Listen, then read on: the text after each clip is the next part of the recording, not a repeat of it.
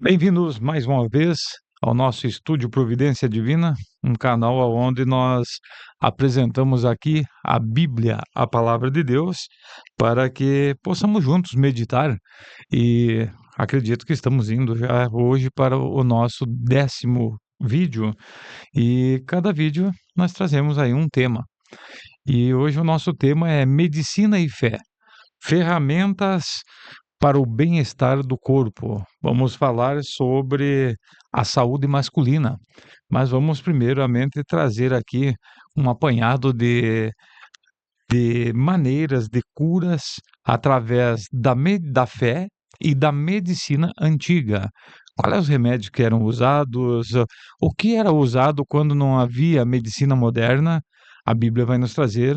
Eu vou usar 3 textos para trazer explicação à luz da Bíblia.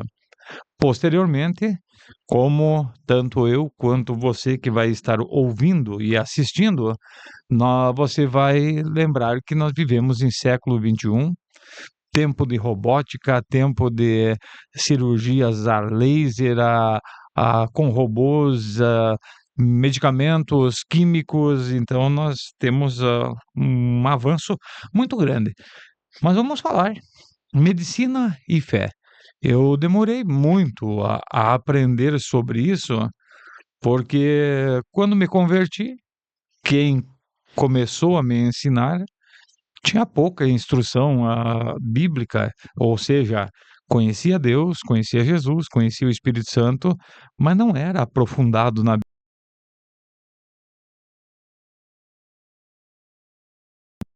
53, que vai dizer que ele levou sobre si as nossas enfermidades. E eu fui ensinado que um crente, um cristão, não pode ter enfermidades no seu corpo físico. E nós vamos vendo que não acontece bem assim. E aí, quando a doença vem ao nosso corpo físico e nós estamos com esses ensinos sem muita base, sem muita solidez, nós ficamos achando que nós não temos fé, que todas as outras pessoas têm fé e nós não. E aí nós sofremos. E quantas pessoas já sofreram dessa forma? Portanto, vamos lá então. Vamos começar aqui porque acredito que esse vídeo vai ficar um pouquinho mais longo do que os outros, porque vou estar trabalhando muito em cima sobre a saúde masculina. Nós, homens, se nos der peso para nós carregarmos, nós colocamos 100 quilos no ombro e saímos andando com facilidade. Mas quando toca-se da nossa saúde, parece que homens são frágeis e deixa chegar em situações complicadas para depois tomar uma posição. E às vezes é até tarde demais. Então nós vamos tratar hoje nosso tema então, medicina e fé, ferramentas para o bem-estar do corpo. Vamos trabalhar essas duas palavras junto, medicina e fé. 2 ferramentas para o bem-estar do corpo. Estudaremos primeiramente 3 textos bíblicos falando da fé dos personagens bíblicos e que tipo de remédio eles usavam na, na medicina fitoterápica, porque não existia uma medicina avançada. Então eles usavam remédios básicos e muitas pessoas morriam. Eu lembro que Herodes morreu comido por bicho, comendo as suas partes íntimas. Não sabia que doença era essa. E um descendente depois dele, Herodes Antipas, aconteceu a mesma coisa.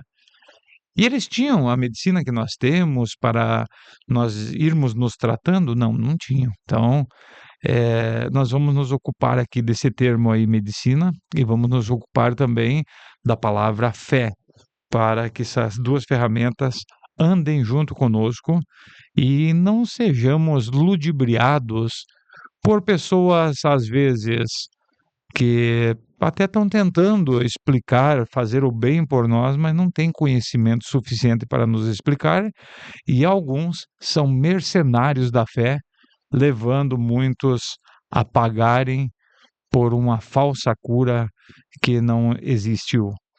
Nosso primeiro texto básico está em 2 Reis, capítulo 20, do versículo 1 ao 7.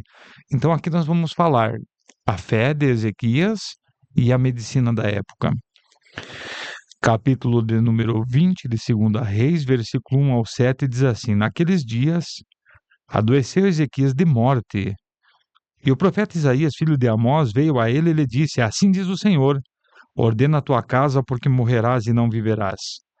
Então virou o rosto para a parede e orou ao Senhor, dizendo: Ah, Senhor, se servido de te lembrar de que andei diante de ti em verdade e com o coração perfeito e fiz o que era reto aos teus olhos. E chorou Ezequias muitíssimo. Sucedeu, pois que não havendo a Isaías ainda saído do meio do pátio, veio a ele a palavra do Senhor dizendo: Volta e dize a Ezequias, chefe do meu povo, assim diz o Senhor, Deus de Davi teu pai, ouvi a tua oração e vi as tuas lágrimas. Eis que eu te sararei. Ao terceiro dia subirás à casa do Senhor. E acrescentarei a teus dias 15 anos, e das mãos do rei da Síria te livrarei, a ti e a esta cidade. E ampararei essa cidade por amor de mim, e por amor de Davi meu servo. Disse mais Isaías: Tomai uma pasta de figos, e a tomaram, e a puseram sobre a chaga, e ele sarou. Nós vamos ver um rei que hoje, atualmente, se nós formos a Israel, em Israel foi erradicada a idolatria. Não existe hoje idolatria em Israel. Se chegarmos lá e algum dos judeus estiverem orando ou rezando, segundo suas palavras, em volta do túmulo de Abraão, eles não estão adorando Abraão. É porque ali se tornou um santuário de adoração a Deus e eles estão perto do túmulo de um homem que foi de fé. Não estão pedindo ou dizendo Abraão intercede por mim. Apenas estão ali mais perto de um homem que foi de fé e cumpriu aquilo que Deus mandou. Não se acha em Israel, desde que eles foram levados à Babilônia, foi erradicado a idolatria. Israel não tem idolatria. Então nós vamos ver que dessa forma, tudo que eles faziam, eles sempre estavam voltados a Deus. O rei Ezequias, aqui na sua época, havia idolatria ainda em Israel naquela época, antes de ser erradicado a idolatria, e ele combateu, na sua época, ele combateu a idolatria. Mas ele adoeceu. Nós lemos aí no versículo 7, puseram sobre a chaga. Essa chaga era um tumor? Essa chaga era uma doença na pele? A Bíblia não explica, não diz exatamente qual era a doença. Mas o início do capítulo 20 de 2 Reis, aí é onde lemos, diz que essa doença iria causar a sua morte em brevíssimos dias. Deus manda Isaías ir lá e dizer, ó, prepara a tua casa, prepara a tua mente, peça perdão sobre os erros que você possa ter cometido, porque tu vai morrer. Ezequias se humilha diante de Deus. Deus vai curar ele de uma forma sobrenatural. Só que Isaías, profeta, com dons, ele acreditava na medicina da sua época. E a medicina da sua época, ela era desenvolvida através de remédios de ervas, frutos, ervas, árvores, folhas. Não a medicina química que nós temos nos dias de hoje, século XXI. Até hoje, índios não tomam remédio químico, se tratam ainda com a medicina fitoterápica. E era isso que Isaías estava agora fazendo. Deus falou que iria curar, mas ele foi lá e usou a medicina da época. Fez uma pasta de figo, ele mesmo, e a tomaram, e a puseram sobre a chaga e ele sarou. Quem sarou? A medicina com a pasta de figo ou a promessa de Deus, o milagre de Deus? É claro que aqui foi o milagre de Deus, mas a medicina estava arraigada neles. Eles acreditavam nos remédios que eles usavam.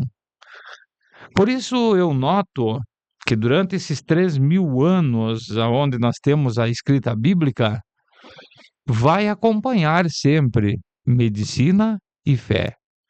Isaías acreditou no que Deus falou para ele? Acreditou, mas também acreditava nos remédios, nos farmacos da época. Então agora ele vai. Como que ele vai dizer? O que sarou? A pasta de figo que sarou Isaías? Ou a fé que ele orou e disse: Senhor, lembra o que eu já fiz de bom pela tua obra? O milagre de Deus acontece, mas está em Isaías, está no rei Ezequias, está nos seus servos, o crer também no poder que há na medicina da sua época. Dessa forma, nós vamos seguir um passinho a mais e vamos olhar para um segundo texto bíblico, aonde vai estar nos instruindo acerca de como era usado a medicina simplória da época, na época já que Jesus já havia morrido, ressuscitado e voltado aos céus. Mas ele deixou os seus discípulos, e os seus discípulos, da mesma forma, acreditavam em milagres? Acreditavam. Nós vamos ao livro de 1 Timóteo. Timóteo era um pastor formado pelo apóstolo Paulo. Paulo tinha dom de cura.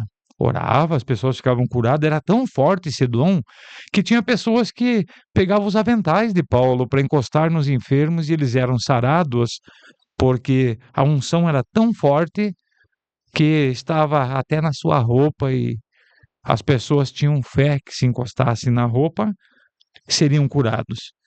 Mas esse pastor que ele formou aqui, o Timóteo, capítulo 5 de 1 Timóteo, versículo de número 23, vai estar escrito assim, ó, Paulo falando para o pastor que ele formou, o Timóteo, não beba mais água só, mas usa de um pouco de vinho, por causa do teu estômago e das tuas frequentes enfermidades.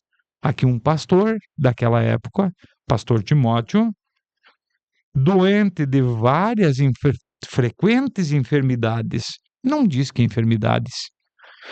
Eles não tinham as doenças catalogadas, diabetes, pressão alta, renite, eles não tinham catalogado, mas sabia que estava enfermo.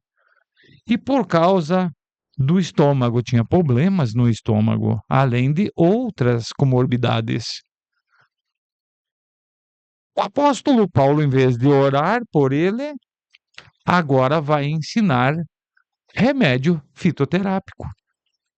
As vertentes, as fontes de água não eram tratadas como nós tratamos a nossa água, pegamos água de um rio poluído e é tratado a água, é colocado cloro e outros tipos de purificadores para que nós tenhamos uma água potável. Aqui Paulo vai ensinar agora que o vinho vai funcionar como um cloro para a purificação da água, para que não venha a saúde de Timóteo a debilitar. Mas Timóteo não é um pastor de fé. Ele não cuidava da igreja na cidade de Éfeso, uma igreja grande. Como ele ia pregar cura se ele mesmo era um homem doente? Como que ele ia pregar que Jesus cura, Jesus liberta, Jesus batiza no Espírito Santo, sendo ele enfermo?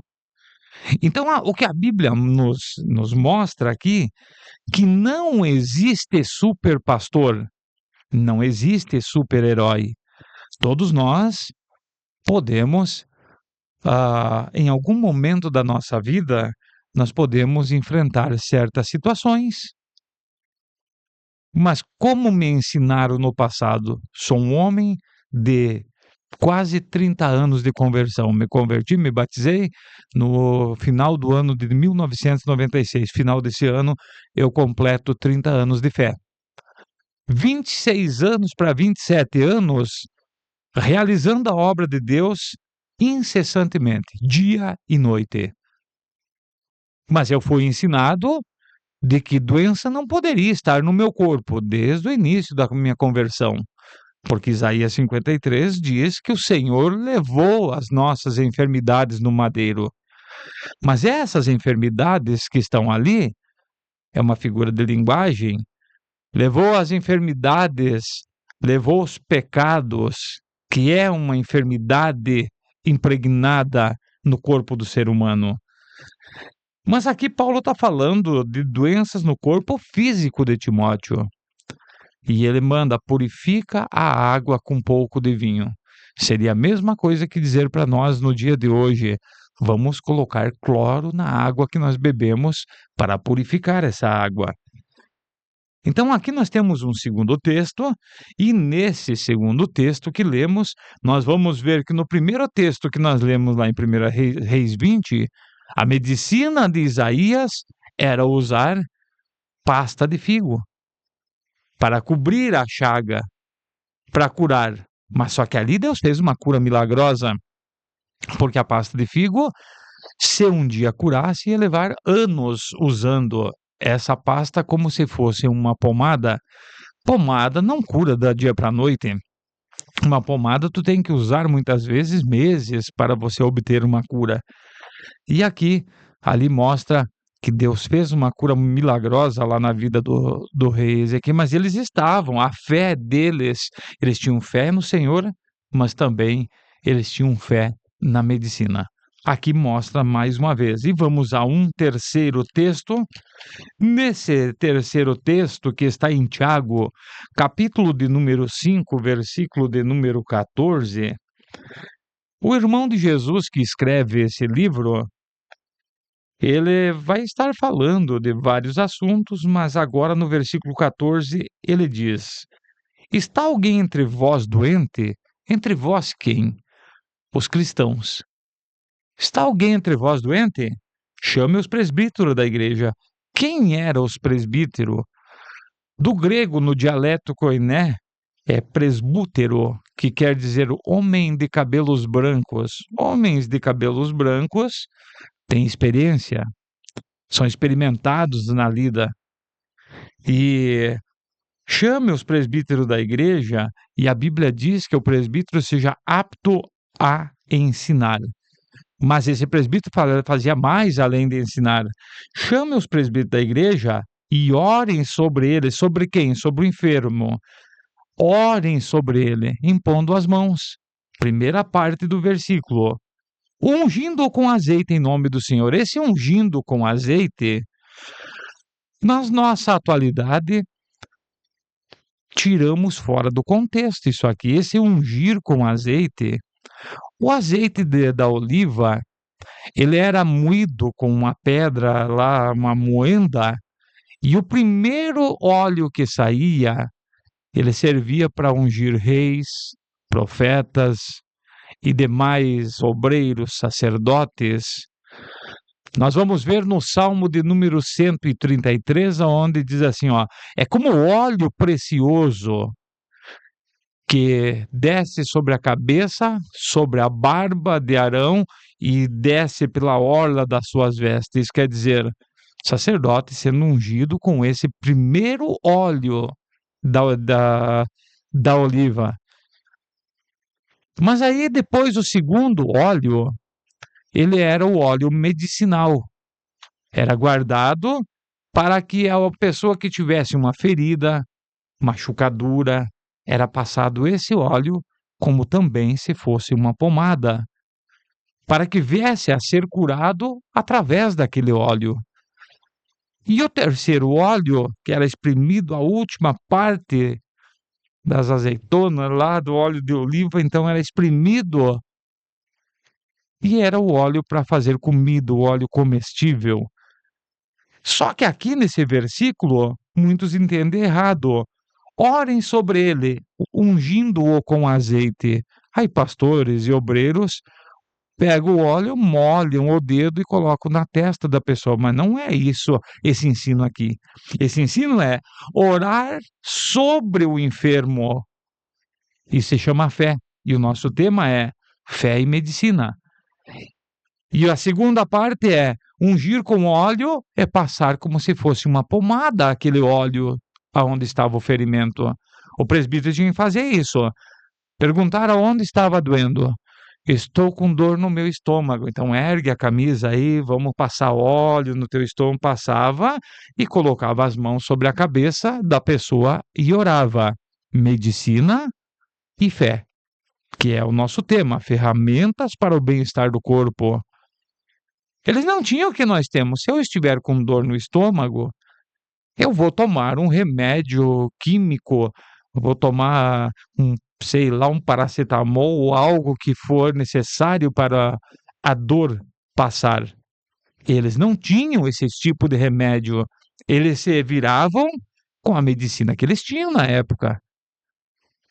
Dessa forma, eles tinham que ter fé que aquela oração ajudou e o óleo que foi esfregado pelo corpo onde estava o ferimento, a machucadura, ajudou.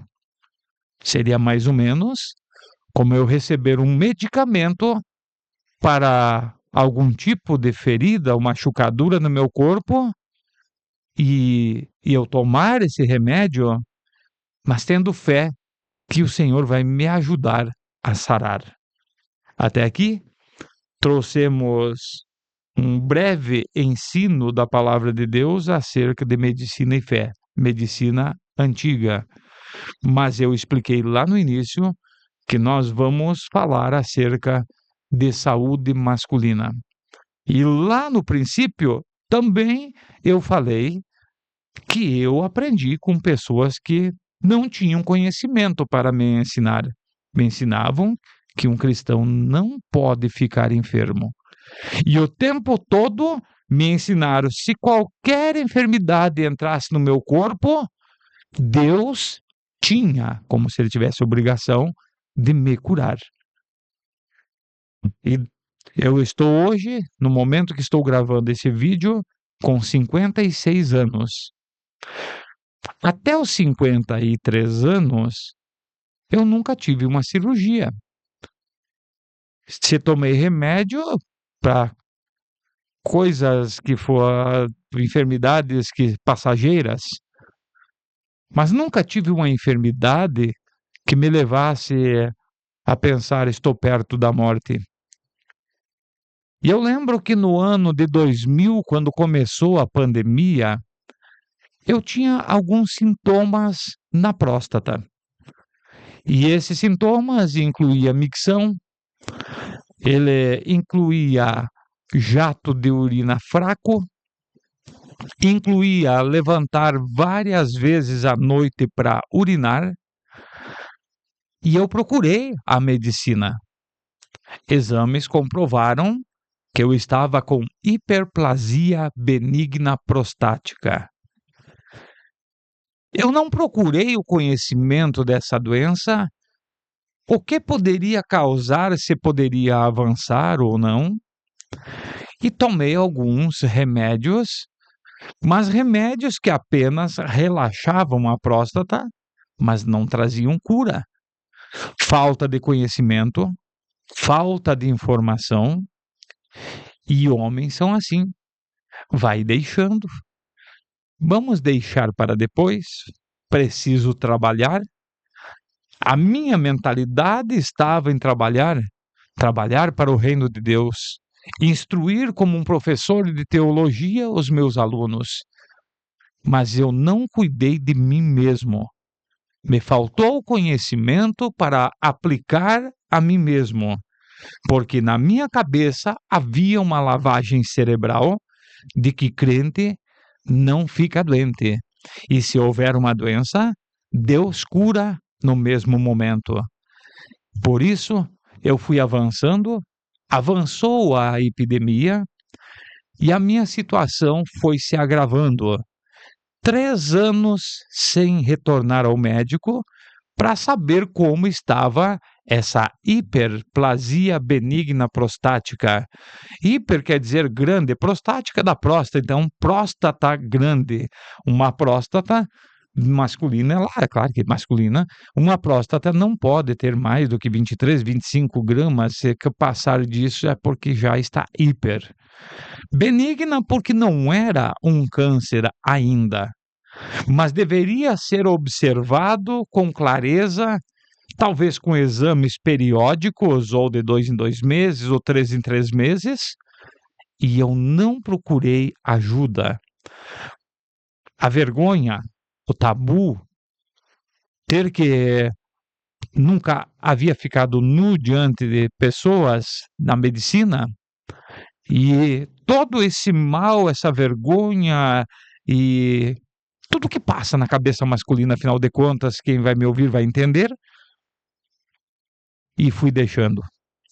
E eu lembro que a situação foi se agravando. E a minha enteada, a qual eu ajudei a criar desde os 9 anos de idade, formada no técnico de enfermagem, trabalhando na área de saúde, eu não contava, eu não falava a ninguém. Mas numa dessas nossos diálogos aí, a Carla me perguntou: mas e como está a tua situação? Quando eu comentei, ela disse: você precisa urgente de um médico. Vou marcar um médico para você. Paga particular porque você precisa urgente. E ela marcou, não só marcou o médico, a consulta, como foi junto comigo. Você sabe o que é a vergonha diante de alguém como filha, tu ter que se expor diante de um médico? Eles falam abertamente. E ela, por ser da área da saúde, da mesma forma. E o médico, ele disse: desconfio que você está com câncer na próstata. Vamos fazer um exame de toque. Um homem que nunca ia ao médico, falar em um exame de toque é a mesma coisa que falar em homicídio. Aí eu disse a ele: mas não tem máquina para fazer isso, para ver isso? Tem. Ele foi bem ciente, ele disse: não, você não pode fazer nada forçado. Quer ir a uma máquina? Eu não vou lembrar o nome do exame, mas é um tubo que entra dentro lá, eu não consigo lembrar agora o nome. E eu acho que é ressonância magnética com contraste. E eu fiz esse exame. 3 dias depois que eu teria que pegar os resultados desse exame, eu fiquei 3 dias em oração. A minha fé estava lá em cima. Usando a medicina, usando os exames modernos que nós temos ao nosso dispor, mas com uma fé tremenda, não haverá câncer, não haverá câncer, que continua apenas a hiperplasia benigna prostática. Mas o dia que eu peguei os exames e eu olhei, e eu estava com carcinoma, eu não vou saber o restante do nome, mas carcinoma já assusta. E havia 3 nódulos na próstata. Diâmetros diversificados, mas 3. É como você receber uma notícia de morte. É como se estão te dando a tua condenação de morte. Porque falar em câncer e tudo que nós conhecemos sobre câncer é sofrimento e morte. E eu olhava para aquele diagnóstico e eu não acreditava e eu perguntava: e onde está a minha fé? Onde está tudo aquilo que me ensinaram? Que um cristão não pode ter enfermidade. A partir desse momento, eu tive uma longa peregrinação junto ao pessoal da saúde. Eu pedi autorização à minha enteada para citar o nome dela nesse vídeo. O nome dela é Carla. E a Carla se tornou a minha sombra aonde eu ia. Por ela conhecer todo o hospital e trabalhar dentro e conhecer todo o pessoal da saúde, ela ia me apresentando a todos dentro do hospital. E o primeiro passo era precisar de uma biópsia da próstata. Ninguém conta a nós, homens, como isso é feito. Você vai descobrindo com as experiência cheia de tabus, porque para nós, homens, qualquer coisa é tabu, é motivo de sorriso, de risada, de escárnio. Dizer para alguém que você vai ter que se submeter a uma agulha enorme entrando pelo ânus, pela lateral do ânus até chegar à próstata, e beliscar a próstata onde estão os nódulos e aonde também não estão, em 12 lugares, tirando 12 pedacinhos, com anestesia entre acordado ou dormindo, sentindo todas as dores. Não nos contam isso. E eu resolvi gravar esse vídeo porque tem estudos, tem vários vídeos, mas eu estou contando a minha experiência de um homem que negligenciou quando descobriu hiperplasia benigna prostática. A negligência foi tanto até chegar ao câncer maligno. E depois de feito isso, quando o médico olhou, ele disse que teria que fazer cirurgia, radioterapia. Eu não sabia o que era uma radioterapia. Eu não sabia de que forma era uma cirurgia para isso. E aí ele foi lá marcar na minha barriga, mostrando logo abaixo do umbigo até em cima da bexiga. Você vai ser aberto até aqui, 7 camadas de pele, de 7 camadas, afinal de contas, até chegar à próstata. Se eu esperasse pelo SUS, levaria um ano e meio até chegar uma cirurgia. O medo foi de metástase na medula óssea, porque para o homem, se deixar o câncer por muito tempo, se espalha metástase na medula óssea e indo para a coluna. E o meu medo era metástase na medula óssea.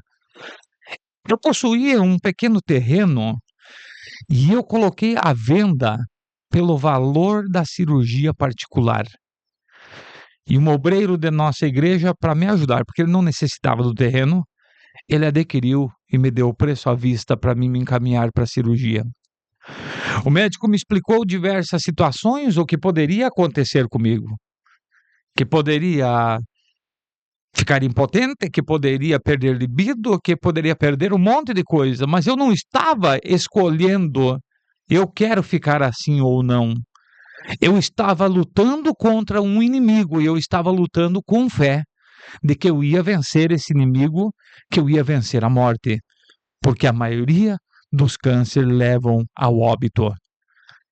E a minha guerra era contra a morte.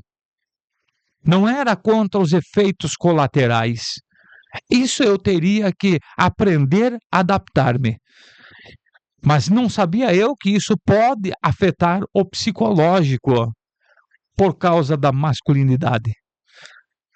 Mas o tempo que vai passando, nós vamos aprendendo e aprendendo muito acerca de quem somos e por que somos. Por isso, quando me encaminhei à cirurgia, eu tinha uma certeza: Deus está comigo.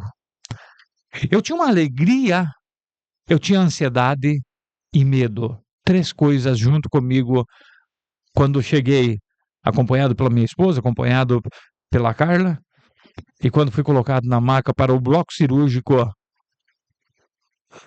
eu sabia que eu tinha que enfrentar. Mas a fé andava comigo. Estava sendo tratado pela medicina, mas a fé no Senhor de que Ele ia me ajudar naquele momento. Quando voltei da anestesia, na sala de recuperação, alguém da saúde falou comigo e disse, uma mulher falou comigo e disse: consegue, seu Marcos, mover o pé? Eu digo, o pé direito sim, o outro não. Então vou te deixar aqui. E quando ela deixou, eu comecei a cantar um hino de louvor a Deus. Porque mesmo com muita dor, eu ainda tinha vontade de adorar a Deus. E eu louvei a Deus com 2 hinos, meio grogue pela anestesia ainda. E quando ela voltou, ela disse, consegue se erguer? Eu digo, não. Ela disse, então vai permanecer mais um pouco aqui. Aí eu comecei a orar. Eu lembro de um enfermeiro dizer, ele está no momento dele, deixa ele quieto. A fé me acompanhou durante o momento que a medicina estava me ajudando a combater um inimigo interno, um câncer. E eu lembro que quando me levaram para o quarto, como sou um pregador, um professor de teologia, eu tinha uma vontade imensa de pregar para todos os que passavam dentro daquele quarto. E todos os que conversavam comigo, nós falávamos de Bíblia, porque a fé não me desamparou.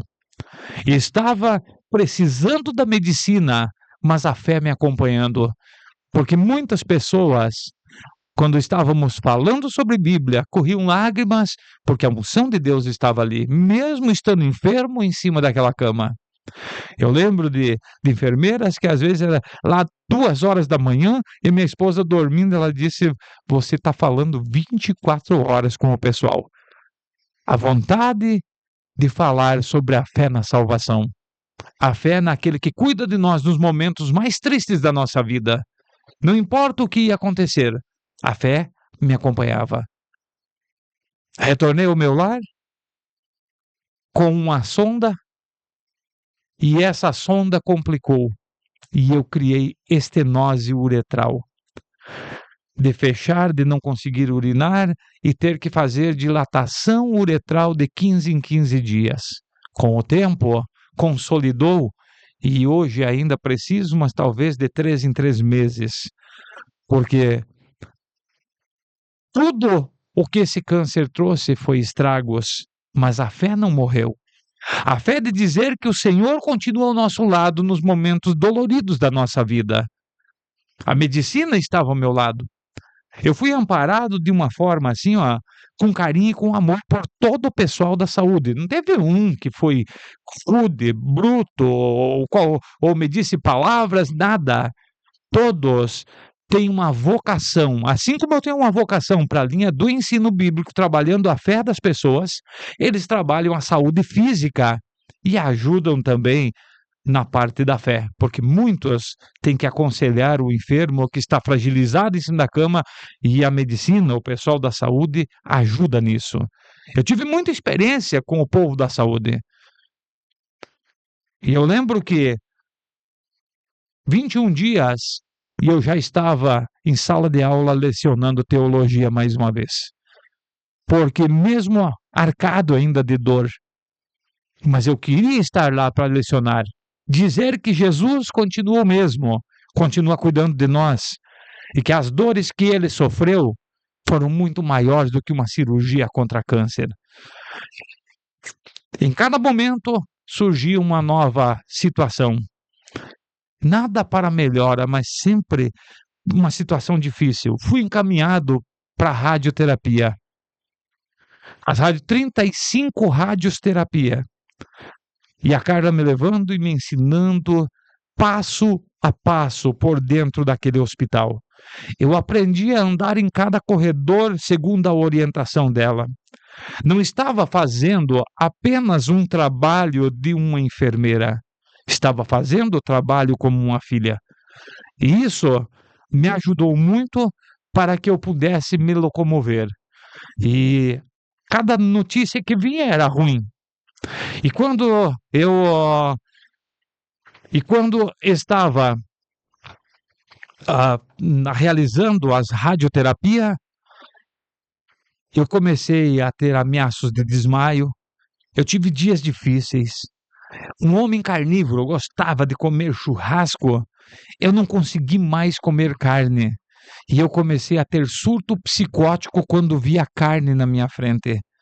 Eu dava uma sudorese de pingar suor, de molhar toda a roupa e da náusea e entrar em convulsão de choro por ver um pedaço de carne na minha frente. Eu nunca havia passado por uma situação dessas, mas eu sempre fui um homem que enfrenta as minhas situações. E eu peguei toda a minha família, convidei a Carla, esposo, filho, os filhos dela, e vamos para uma churrascaria, porque eu vou enfrentar essa situação. Eu vou forçar e vou comer churrasco. Quando o garçom passou e colocou, eu entrei em surto psicótico dentro de um restaurante. A Carla colocou guardanapos por cima da carne, tirou da minha frente, e outras vezes eu levei eles até uma churrascaria, mas eu não consegui descer do carro. Eu lembro que nós tínhamos um evento da minha igreja na cidade de Ajuricaba, em praça pública, e os nossos irmãos da fé ali fizeram um churrasco ao meio-dia, e eu digo, eu vou forçar, eu vou comer, eu vou vencer essa situação, eu tenho fé que isso vai passar. E eu passei mal. As nossas obreiras junto de mim ali, eu suando, pingando suor, molhei toda a roupa, e aquela angústia, aquela vontade compulsiva de chorar. Experimentei comer um pedaço, e eu fui experimentando e forçando, até que eu voltei ao normal. Eu dizia para Deus, eu tenho fé que eu vou voltar ao normal. Eu vou experimentar as dores e a provação, mas eu vou retornar ao meu normal. Posterior a 35 radioterapia, eu fui submetido a bloqueio hormonal. E o médico dizia, você não vai ter testosterona, você vai ter ginecomastia, você vai engordar muito. E eu já era um homem obeso, passando de 100 quilos, e eu tinha aquele medo de tudo e de todas as coisas. E eu comecei a trabalhar ao contrário do que me dizia. Eu vou trabalhar e vou trabalhar a minha alimentação. Eu tenho uma academia dentro de casa. Eu vou trabalhar os meus treinos. E ao invés de eu aumentar o peso, eu desci de 112 quilos para onde eu fui, através da injeção de bloqueio hormonal chamado Leupralida 45 mg, e eu desci para 102 quilos. E hoje, 3 anos depois, continuo na mesma batalha pela saúde, mas uma das coisas desse vídeo é conscientizar o homem, não deixa avançar nenhum tipo de sinal.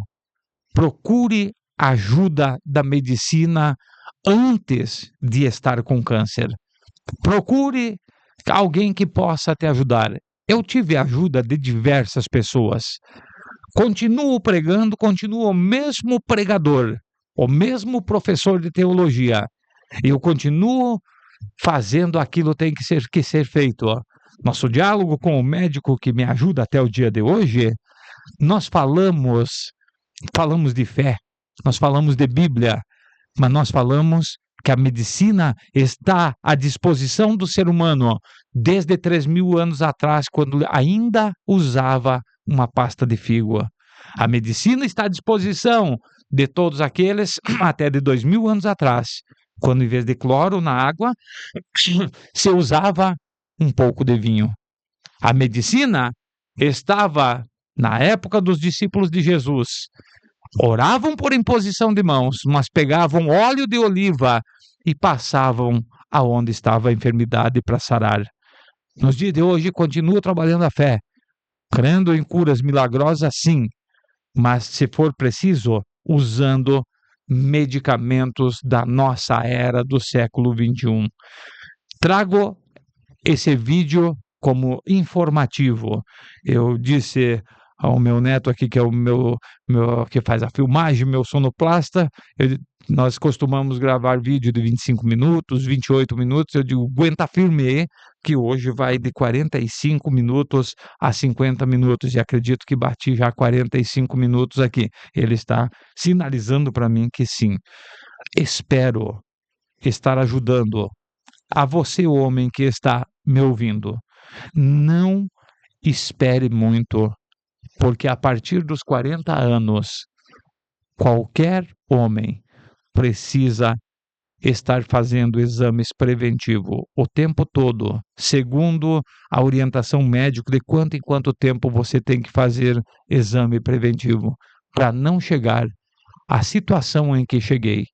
Hoje, eu oriento outros para que possa não passar pelas dores, pelo por todas as coisas que eu passei. E aqui eu não contei tudo, mas eu falei o que é necessário.